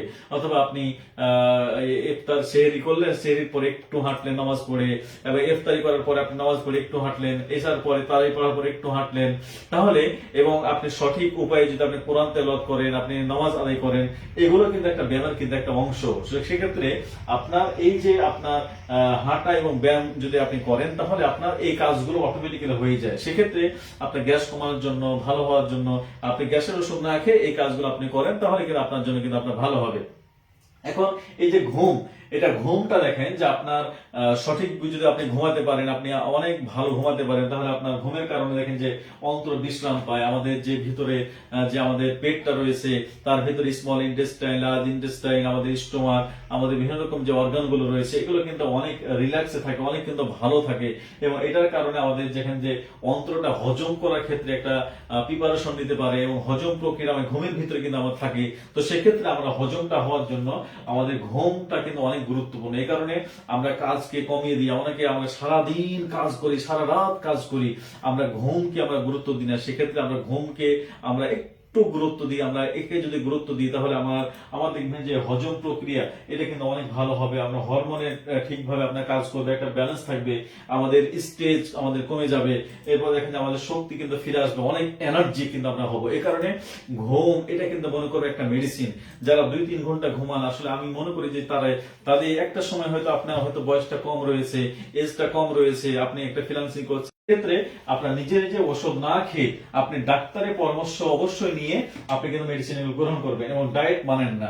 অনেকে আসলে ডায়েট মানতে চান না, যে ধর কি আপনার এই ওই এত মানার কি আছে, আমরা কিন্তু মানতে চাই না। তাহলে আপনি এগুলো কিন্তু খাবার দাবার, লাইফ স্টাইল, এটাকে অনেক গুরুত্ব দিতে হবে। কারণ হজম প্রক্রিয়াকে উন্নত করার জন্য বা অন্যান্য যেগুলো রোগ রয়েছে সেগুলো ভালো করার জন্য আপনার খাবার দাবার কিন্তু অনেক গুরুত্ব দিতে হবে। যদি আপনি সঠিক খাবার না খান, ডায়েট না মানেন, বা কাউকে আপনি মানতে না পারেন, তাহলে কিন্তু আপনার এই রোগগুলো কিন্তু আপনার ভালো কিন্তু হবে না। সেক্ষেত্রে আজীবন কিন্তু আপনি ভুগবেন। এবং রাত জাগা, এই যে একটু আগে যেটা বললাম যে আপনার রাত জাগা অভ্যাসটা যেটা রয়েছে, এটা কিন্তু আমাদের পরিত্যাগ করতে হবে। এটা যদি আমরা পরিত্যাগ না করি, তাহলে আমাদের জীবনে দুর্বিষহ কিন্তু আসতে পারে। এই কারণে আপনি রাত জাগা যে অভ্যাস রয়েছে, এটা আজ থেকে আপনি পরিত্যাগ করেন, আজ থেকে আপনি বাদ দেন। ভয় পাওয়া, আপনি অনেক সময় আপনি ভয় পেয়ে যান যে আসলে এই রোগটা ভালো হবে না, এটা ওটার জন্য বিভিন্ন রকম ডাক্তারের কাছে যান, তাহলে ভয়ের কিছু কারণ নাই। আপনি আপনার জায়গা থেকে সঠিক উপায়ে আপনি যদি এই কাজগুলো করেন, তাহলে দেখবেন যে আপনার সমস্যাগুলো কিন্তু সমাধান হয়ে যাবে ইনশাল্লাহ। এখন দেখেন যে আমাদের কিছু সতর্কমূলক বিষয় আমাদের থাকতে হবে। যেটা হঠাৎ করে আমাদের রক্তপাত হয়, অনেকের যে হঠাৎ করে রক্তপাত হয়েছে, 1-2 দিন হতে পারে যে কোনো কারণে, হয়তো আপনার কোষ্ঠকাঠিন্য হয়েছে, আপনার পায়ের পটটা ছিঁড়ে গিয়ে রক্তপাত হয়েছে, এটা ওকে, কোনো সমস্যা নেই। কিন্তু দীর্ঘদিন যাবত যদি আপনার রক্তপাত হতে থাকে, তাহলে অবশ্যই আপনার ডাক্তারের পরামর্শ নিতে হবে যে কি কারণে রক্তপাত হচ্ছে, এটা খেয়াল রাখতে হবে। এবং হঠাৎ যদি ওজন কমে যায়, এই ওজন আসলে সাধারণত যারা আইবিএস এর প্রবলেম আছে, 99% এটা কিন্তু আমরা দেখি তাদের ওয়েটটা কিন্তু কমে যায়। এখন যদি এটা দীর্ঘস্থায়ী হয়ে কমতেই থাকে, তাহলে আপনাকে খেয়াল করতে হবে হয়তো আপনার ডায়েটের কারণে কমছে, নাকি আপনি যে খাবারটা খাচ্ছেন এই পুষ্টি গুণটা ভিতরে লাগছে না, না আপনার ভিতরে কি সমস্যা তৈরি হতে পারে, এই বিষয়টা খেয়াল করতে হবে। তো সাধারণত আমরা দেখেছি যাদের হজম প্রবলেম আছে, যাদের আইবিএস রয়েছে, তারা যেহেতু খাবারের যে পুষ্টি গুণটা এটা সঠিকভাবে ডাইজেস্ট না হওয়ার কারণে, তাদের সঠিকভাবে যায় না, সেখানে কিন্তু ওজনটা কমে যায়। এবং তীব্র যদি ব্যথা থাকে, অনেক সময় পেটে প্রচন্ড হারে ব্যথা থাকে, এটা ব্যথার কারণে মেডিকেলে ভর্তি হতে হয়, এবং এটা বারবার আপনাকে হতে হয়, তাহলে আপনাকে এটা আপনি ব্যথার মেডিসিন দিলেন বা ইনজেকশন দিলেন, এটা ভালো হয়ে গেল, কিন্তু এটা সাময়িক উপশম পেলেন, কিন্তু স্থায়ী ভালো হওয়ার জন্য আপনাকে অবশ্যই একজন কনসালটেন্ট করে ডাক্তারের পরামর্শ নিয়ে মানে আপনাকে খেতে হবে। এবং প্রায় যদি জ্বর থাকে, আপনার শরীরে জ্বর ভাব, আপনার রাত্রে জ্বর আসছে, আপনার বিকেলের দিকে জ্বর আসছে, নির্দিষ্ট সময় একটা জ্বর আসছে, তাহলে এই বিষয়গুলো কিন্তু আপনাকে একটু গুরুত্ব দিয়ে আপনার ডাক্তারের সাথে কনসালটেন্ট করে আপনাকে কিন্তু এগুলো কিন্তু গুরুত্ব দিতে হবে। এবং আপনি যে কাজগুলো করবেন, যে অতিরিক্ত ঝাল থেকে আপনি বিরত থাকবেন, আপনি যে সব ড্রিঙ্কস গুলো আপনি করেন এবং ধূমপান করেন এবং আপনি অনিয়ন্ত্রিত ভাবে বা অনিয়মিত ভাবে আপনি খাবার দাবার আপনি খান, এগুলো থেকে আপনাকে বিরত থাকতে হবে। কারণ এগুলো আপনার যে খারাপ ব্যাকটেরিয়া এগুলো কিন্তু গ্রো করে এবং ভালো ব্যাকটেরিয়া কিন্তু কমে যায়। এগুলো হচ্ছে খারাপ ব্যাকটেরিয়া খাবার। এই খাবারগুলো যতই আপনি বেশি খাবেন, যতই আপনি খেতে থাকবেন, ততই কিন্তু আপনার সমস্যাগুলো তৈরি হবে। এই কারণে আমরা এই খাবারগুলো 100% যারা আইবিএস প্রবলেম আছেন, যাদের হজম প্রবলেম আছেন, এগুলো কিন্তু আমরা অবশ্যই কিন্তু আমরা এখান থেকে বিরত থাকবো। এবং আপনার নিয়ম যদি আপনি মেনে আপনার উন্নতি করতে চান এবং গ্যাস কমাতে চান, তাহলে আপনাকে যে নিয়মগুলো আপনি মানতে হবে, আপনার গ্যাস কমবে, আপনার পেট স্বাভাবিক হবে, শক্তি বাড়ে, আত্মবিশ্বাস বাড়ে। এই কারণে নিয়ম মানলে, যে নিয়মের কথাগুলো আমরা বলছি, এই নিয়মগুলো মানলে যদি আপনি এবং ধৈর্য আপনার যদি রাখেন, তাহলে কিন্তু ফলাফল অবশ্যই কিন্তু আপনি পাবেন। এই কারণে আপনি ধৈর্যের সাথে একটা নিয়ম তান্ত্রিক ভাবে আপনি যদি জীবনযাপন করতে পারেন, তাহলে দেখবেন যে আপনার যে আইবিএস এর যে প্রবলেম গুলো, আপনার হজমজনিত যে প্রবলেম গুলো, এগুলো ধীরে ধীরে চলে যাবে। এখন দেখেন যে আমাদের অনেকগুলো পেশেন্ট রয়েছে, তার ভিতরে একজন ব্যক্তি এখানে বলছে আপনার যে আমার জীবনযাত্রা পাল্টে আমি এখন অনেক কিন্তু ভালো আছে, আইবিএস এখন আমার নিয়ন্ত্রণে। অর্থাৎ অনেক ব্যক্তি আমাদের রয়েছে, যে ব্যক্তিগুলো তাদের আইবিএস যে প্রবলেম গুলো রয়েছে, হ্যাঁ, সেই প্রবলেম গুলো অভ্যাস পরিবর্তন করেছে এবং 3 মাস রুটিন ফলো করেছে এবং সেখানে উন্নতি দেখা যাচ্ছে, ওষুধ ছাড়াই কিন্তু জীবনযাপন করছে। এমনকি যাদের ওজনটা কমে গেছিল, আপনার 38 কেজি তারা 50 কেজি হয়েছে, যাদের 50 কেজি ছিল তারা আপনার 62 কেজি হয়েছে। এমনকি কিছু ব্যক্তির আছে তার ওজন কিন্তু পরবর্তীতে কমাইতে হয়েছে। তাহলে এত পরিমাণ কিন্তু বাড়ছে। এখন আপনি আমাদের যখন চিকিৎসা চলাকালীন অনেক সময় দেখবেন যে আপনার ওয়েটটা কিন্তু তাৎক্ষণিকভাবে বাড়বে না। আপনাকে খাবার দাবার, আপনার যে প্রবলেমটা আছে এটা আগে সমাধান হতে হবে। এটা সমাধান হওয়ার পরে আপনার খাবারের যে পুষ্টি থেকে সেটা কিন্তু আপনার সমাধান আসবে ইনশাল্লাহ। তো সেক্ষেত্রে এই বিষয়গুলো আপনার খেয়াল রাখতে হবে। এবং আমাদের সাধারণত অনেক ধরনের প্রশ্ন থাকে যে আপনি আসলে কি আইবিএস সারবে, এটা কি ভালো হয়? হ্যাঁ, 100% আমরা বলবো যে এটা 100% শতভাগই আপনাকে আইবিএস কিন্তু মুক্ত জীবন কিন্তু অবশ্যই আপনি করতে পারবেন। এটার জন্য আপনি সঠিক খাদ্য বা সঠিক লাইফস্টাইল, এটাকে আপনাকে মানতে হবে। আপনাকে মেডিসিনে গুরুত্ব কম দিয়ে আপনাকে লাইফস্টাইল, খাবার দাবার, এগুলো গুরুত্ব দিতে হবে। যদি আপনি এগুলো গুরুত্ব দিতে পারেন আপনার প্রবলেম অনুযায়ী, এবং তাহলে আপনার দেখবেন যে আইবিএস এটা কিন্তু শতভাগই সারবে ইনশাল্লাহ, শতভাগই সারবে ইনশাল্লাহ। এবং ভাত খাওয়া যাবে? হ্যাঁ, অবশ্যই। যারা আইবিএস রোগী থাকেন তাদের সাধারণত আমরা ভাত খাওয়ার জন্য বলি, কারণ তাদের আপনার দেখেন যে বিভিন্ন রকম যে প্রবলেম গুলো থাকে, অর্থাৎ ডায়াবেটিস নাই, তাদের হোমায়ার কম থাকে, নিয়ন্ত্রণে থাকে, তাদের অন্যান্য রোগগুলো থাকে না, সেক্ষেত্রে আপনি সাদা ভাত এটা কিন্তু খাওয়া যায়। এবং আপনার উপবাস করা এটা 100% যাবে, কারণ আমাদের সপ্তাহে আপনার সোমবার এবং বৃহস্পতিবার রোজা রাখার জন্য বলেছেন। এবং আমাদের এই যে রমজান মাস চলছে, রমজান মাসে আমাদের একটা পূর্ণ মাস রোজা রাখা। এমনকি আপনি যদি হিসাব করেন সারা বছরে প্রায় 155 বা 150 থেকে 152টা কিন্তু রোজা রয়েছে। অর্থাৎ ইসলাম ধর্মে আপনার দেখেন যে মাসে আপনার সপ্তাহে 2টা যদি হয়, তাহলে 4 সপ্তাহে 4 দুগুণ 8টা, এবং আপনার প্রত্যেক মাসে 13, 14, 15, তাহলে 3টা, তাহলে 11টা, তাহলে 30 দিনে 11টা রোজা রয়েছে। তাহলে এভাবে আপনি যদি হিসাব করেন তাহলে প্রায় 150টা কিন্তু রোজা রয়েছে আপনার সারা বছরে। তাহলে আপনি ওই দৃষ্টিকোণ থেকে আপনাকে সারা বছরে যে হিসাব যদি আপনি করেন বা সারা মাসে যদি হিসাব করেন, তাহলে 3 ভাগের 1 ভাগ কিন্তু আপনি না খেয়ে থাকার জন্য কিন্তু বলা হয়েছে। তো সেক্ষেত্রে ইসলাম যেটা বলেছে সেটা বিজ্ঞান কিন্তু প্রমাণ করছে। আপনি যখন না খেয়ে থাকবেন তখন ভিতরে যতটুকু টক্সিন, জীবাণু এগুলো আছে, এগুলো কিন্তু খেয়ে দিয়ে ধ্বংস হয়। এগুলো আপনার ভিতরে যে আপনার ময়লা আবর্জনা থাকে, এগুলো কিন্তু পবিত্র হয়, পাক পবিত্র হয়। এই কারণে এই যে রমজান মাস আমাদের আসছে, এটা যদি আমরা না খেয়ে থাকি, উপবাস থাকি, আমরা কিছুক্ষণ সময় না খেয়ে থাকি, আমরা 10-12 ঘন্টা না খেয়ে থাকি, তাহলে আমাদের ভিতরে অটোভিজি তৈরি হয়। অটোভিজি মানে কি? অটো ভাবে আপনার ভিতরে যে কোষগুলোর ভিতরে যে চর্বি রয়েছে সেগুলো আপনার খেয়ে ফেলে, তার ভিতরে যে জীবাণু রয়েছে, টক্সিন রয়েছে, এগুলো খেয়ে ফেলে। এই কারণে আইবিএস রোগী বলেন, আইবিডি বলেন, আলসার বলেন, তাদের কিন্তু যে গ্যাসের সমস্যা বলেন, সবগুলোই কিন্তু অনেক ভালো এবং মারাত্মক লেভেলে কিন্তু কাজ করে এই যে আপনার এই যে না খেয়ে থাকার মাধ্যম দিয়ে। তো সেক্ষেত্রে এটা আমাদের জন্য অনেক কিন্তু ভালো। এই কারণে, এবং ব্যায়াম কতটা আমাদের জন্য জরুরি, ব্যায়ামটা অবশ্যই এটা কিন্তু মেডিসিন মনে করবেন। কারণ ব্যায়াম যদি সঠিকভাবে করতে পারেন, ব্যায়াম যদি সঠিকভাবে নিতে পারেন, তাহলে দেখবেন যে আপনার এই ব্যায়ামের মাধ্যম দিয়ে আপনার শরীরে যত ধরনের জটিলতা রয়েছে, যত ধরনের রোগ রয়েছে, বিশেষ করে হজম যত যে প্রবলেমটা, এটা নিমেষে কিন্তু দূর হবে। সেক্ষেত্রে আপনার এই ব্যায়ামটা এটা কিন্তু আপনার জন্য খুবই কিন্তু জরুরি। এখন দেখেন যে আমরা 7 দিন একটা রুটিন পরিকল্পনা করতে পারি যে 7 দিন আমরা কিভাবে চলবো, কিভাবে চলাফেরা করব। তাহলে আপনি একটা শনি রবিবার বা 7 দিনের একটা ডায়েরি আপনি লেখেন, হ্যাঁ, এবং আপনি নির্দিষ্ট সময়ে আপনি খাবারটা খান এবং কোন খাবারটা খাচ্ছেন একটা রুটিন আপনি লিখে রাখেন, কতটুকু হাঁটছেন, কতটুকু পানি খাচ্ছেন, কতটুকু আপনি ঘুমাচ্ছেন, কয় ঘন্টা ঘুমাচ্ছেন, আপনি 7 দিন একটু ফলো আপ রাখেন। এবং 7 দিন ফলো আপ রাখার পরে আপনি দেখবেন যে আপনার জায়গা থেকে আপনি নিজেও কিন্তু আপনি বুঝতে পারবেন যে আপনার কোন জায়গাতে কারেকশন করা দরকার। এবং নিজে নিজে যখন আপনি কারেকশন করতে পারবেন, নিজে নিজে যখন আপনি বুঝতে পারবেন যে আপনি ঘুমটা আসলে আপনার কয় ঘন্টা হচ্ছে, আপনার ডাক্তারকে বললেন, পানি কতটুকু খাচ্ছেন আপনার ডাক্তারকে বললেন, হাঁটছেন আপনি কতটুকু আপনি ডাক্তারকে বললেন, আপনার নির্দিষ্ট সময় আপনি খাবার আসলে খাচ্ছেন কিনা এবং কোন জায়গাতে গ্যাপটা রয়েছে আপনি কনসালটেন্ট যখন করবেন, আপনি বলবেন, তখন আপনার ওই জায়গার গ্যাপ গুলো ধরিয়ে দিয়ে আপনার প্রবলেমটা কোন জায়গাতে এটা ফাইন্ড আউট করে আপনাকে ওইভাবে একটা কিন্তু পরামর্শ যদি নিয়ে পরবর্তী স্টেপে আপনি যেতে পারেন, তাহলে আপনার জন্য কিন্তু অনেক কিন্তু ভালো হবে ইনশাল্লাহ। এবং আপনার ডাক্তারের যে পরামর্শগুলো এটা অবশ্যই আপনাকে চূড়ান্ত ভাবে আপনাকে মানতে হবে, কারণ আপনাকে এখানে তিনি অবশ্যই আপনাকে ভয় দেখাবেন না এবং সচেতনতা আপনাকে দিবে এবং আপনার নিয়ম আপনাকে মানতে হবে এবং আপনার ধৈর্য ধরতে হবে, কারণ অনেক সময় আপনাকে একটু সময় বেশি লাগতে পারে। আপনি এক ডাক্তারের কাছে গেলেন, আর ডাক্তারের কাছে গেলেন, আপনি এভাবে আপনি একটু অস্থিরতা না হয়ে স্থির ভাবে আপনি বিশ্বাস করেন এবং আপনি ধৈর্য ধরেন এবং নিজের প্রতি আত্মবিশ্বাসী হন, কারণ এই রোগটা যেহেতু আল্লাহ দিয়েছে, অবশ্যই শেফা কোনো না কোনো এক জায়গাতে আছে, অবশ্যই আছে। হয়তো আপনি ওই জায়গা পর্যন্ত পৌঁছতে পারেন নাই, অথবা আপনাকে ওই ধরনের কিন্তু কনসালটেন্ট করা হয় নাই, অথবা আপনাকে ওইভাবে আপনি না বোঝার কারণে আপনার কিন্তু সমস্যাগুলো তৈরি হচ্ছে। এই কারণে আপনি আত্মবিশ্বাসী থাকেন যে আল্লাহ যেহেতু রোগ দিয়েছে, অবশ্যই তার কিন্তু শেফাও দিয়েছে। হয়তো আপনি ওই জায়গা পর্যন্ত পৌঁছতে পারেন নাই, হয়তো ওই জায়গা পর্যন্ত আপনি যখন পৌঁছবেন তখন দেখবেন যে আপনি কিন্তু অবশ্যই কিন্তু ভালো ফিল করবেন ইনশাল্লাহ।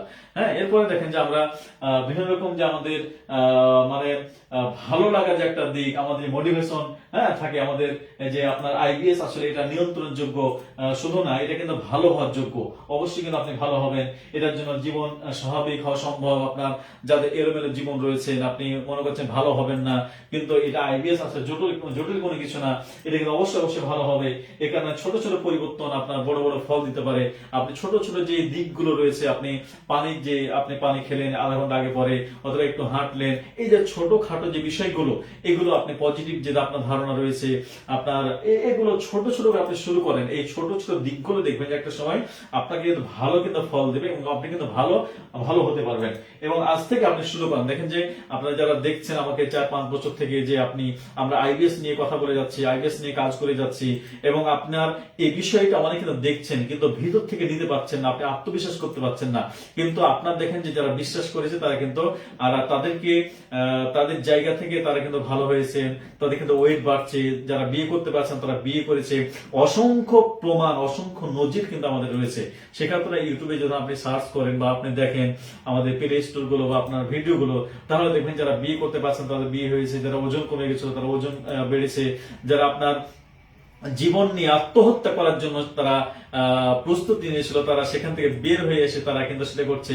যারা আপনার তাদের কর্মজীবন বিদেশ প্রবাসে যাওয়ার পরে তারাই মানে তাদের কাজটা করতে পারবে না, এমন অসংখ্য ব্যক্তি আছে, তারা সেই কাজ থেকে ফিরে এসে তারা কিন্তু এখন বর্তমানে ভালো কিছু করছে। তাহলে এই ধরনের কিন্তু পরিবর্তন কিন্তু আসছে। সেক্ষেত্রে আপনার আইবিএস নিয়ে ভয়ের কিছু কারণ নাই, এটা জটিল কোনো কিছু না, এখান থেকে কিন্তু ভালো হওয়া কিন্তু আপনার সম্ভব। এই কারণে আপনার অবশ্যই আপনাকে সুস্থ থাকার জন্য, ভালো থাকার জন্য এটা সচেতন আপনাকে থাকতে হবে। আইবিএস এটা নিয়ন্ত্রণের যোগ্য, এটা ভয়ের কিছু কারণ নাই। এবং নিয়মিত জীবনযাপন যদি আপনি করেন এবং বড় চিকিৎসা তাহলে এটা কিন্তু পরিবর্তন আসবে ইনশাল্লাহ। এবং আপনার এই বিষয়গুলো যদি আপনি খেয়াল রাখেন, এবং আপনি নিজের প্রতি টেক কেয়ার করেন, নিজের প্রতি যত্নশীল হন, তাহলে দেখবেন যে আপনার ধীরে ধীরে আপনার যে সমস্যাগুলো আছে এগুলো কিন্তু আপনার জীবন থেকে কিন্তু আপনার ধীরে ধীরে বিদায় নেবে ইনশাল্লাহ। তো সেক্ষেত্রে আপনার যে আমরা আলোচনা থেকে যে বিষয়গুলো আমরা বারবার করে বলার চেষ্টা করলাম, এই বিষয়গুলো আপনার অবশ্যই আপনার মানে খেয়াল রাখবেন এবং ওই অনুযায়ী যদি চলেন, তাহলে আপনার পেটে যে গ্যাস রয়েছে, আপনার ভুটভাট শব্দ রয়েছে এবং বারবার করে বায়ু নিঃসরণ হচ্ছে এবং ব্লোটিং হচ্ছে, এগুলো কিন্তু আপনার চলে যাবে। এখন আমাদের এখানে বেশ কিছু ব্যক্তি প্রশ্ন করেছে যে আপনার আমার পেট ডাকে, বুক, আপনার আকরাম ফহাদ, পানি কি ইলেকট্রনিক্স কেতালিতে ফোটানো যাবে? আচ্ছা, পানি ইলেকট্রনিক কেটলিতে যদি আপনি ফোটান তাহলে একটা সমস্যা হতে পারে, সেটা হচ্ছে আপনি এটা অনেকবার ফুটে যাবে বা আপনার বেশি সমস্যা হবে। আপনি একটা খেয়াল রাখবেন যে আপনার নির্দিষ্ট সময়ে যখন আপনি সেটা খোলা রাখবেন, কেতলিটা আপনি খোলা রাখবেন, খোলা রাখার পরে যখন একবার ফুটবে তখন আপনি সুইচটা অফ করে দিবেন। যেহেতু আপনি অনেক সময় হয়তো আপনি মেসে আছেন অথবা কোনো জবে আছেন, ওই জায়গায় আপনার ক্যাপাসিটি নাই, আপনার ফিল্টার কিনা ক্যাপাসিটি নাই বা আপনার নিরুপায় আপনি, তো সেক্ষেত্রে আপনি একবার যখন ফুটবে পানিটা আপনি ওপরটা খুলে রাখবেন, তখন আপনি দেখে থাকবেন এবং তার পাশে বসে থাকবেন, আপনি কিন্তু নামিয়ে নেবেন। সেভাবে কি আপনি করতে পারেন। এবং দুশ্চিন্তা থেকে কিভাবে মুক্ত থাকবো, দুশ্চিন্তা থেকে মুক্ত থাকার জন্য আসলে আমরা অনেক কিছু বলেছি যে দুশ্চিন্তা থেকে মুক্ত থাকার জন্য যে স্টেজগুলো বা যে আজকে যে আলোচনাগুলো আমরা করেছি, এই আলোচনাগুলো কিন্তু অনেক ফলপ্রসূ। এগুলো যদি আপনি সঠিকভাবে আপনি ধারণ করতে পারেন, যদি সঠিক উপায়ে আপনি মানতে পারেন এবং আজ থেকে শুরু করতে পারেন, তাহলে আশা করছি আপনার যে প্রবলেম গুলো আছে এগুলো চলে যাবে ইনশাল্লাহ। এখানে সামিরুল ইসলাম, আসসালামু আলাইকুম স্যার, আমার খুব ব্যথা পিঠে, খুব পিঠে ব্যথা করে, পেটে ব্যথা করে। আচ্ছা আচ্ছা, পেটে আপনার ব্যথা যদি হয়, হয়তো হয়তো বা আপনার এটা সাধারণ গ্যাসের কারণে অনেক সময় হতে পারে। তো সেক্ষেত্রে আপনি আপনার যে প্রবলেমটা, হ্যাঁ, যদি ওজনটা বেশি থাকে ওজনটা আপনি নিয়ন্ত্রণ করবেন এবং একটু হাঁটা চলাফেরা করবেন এবং ভিতরে যে টক্সিন জীবাণু থাকে এটা আউট করার জন্য আপনি ত্রিফলা যেটা রয়েছে আমলকি, হরতুকি, বহেরা, এটা আপনি খেতে পারেন। হ্যাঁ, অথবা আপনি একজন ডাক্তারের সাথে পরামর্শ করে নিয়ে আপনার আসলে শরীরে কোনো আনব্যালেন্স হয়েছে কিনা, আপনার ভিটামিন ডি এর অভাব হতে পারে বা আপনার ভিটামিন 12 এর অভাব হতে পারে অথবা ম্যাগনেসিয়ার অভাবে থাকতে পারে আপনার, তো অথবা আইবিএস এর প্রবলেম থাকতে পারে, কোন কারণে হচ্ছে এটা আইডেন্টিফাই করে আপনি সেভাবে ওই ঘাটতিগুলো পূরণ করেন, ইনশাল্লাহ দেখবেন যে আপনার সেই ব্যথাটা চলে যাবে ইনশাল্লাহ। তো আজকের মতো আমরা লাইভটি শেষ করছি ইনশাল্লাহ। আগামী কাল শুক্রবার, আগামী শনিবার আবারও দেখা হবে নতুন একটা লাইভ ইনশাল্লাহ। তো সে পর্যন্ত আপনারা ভালো থাকবেন, আবারও দেখা হবে। আসসালামু আলাইকুম ওয়া রাহমাতুল্লাহি ওয়া বারাকাতুহু।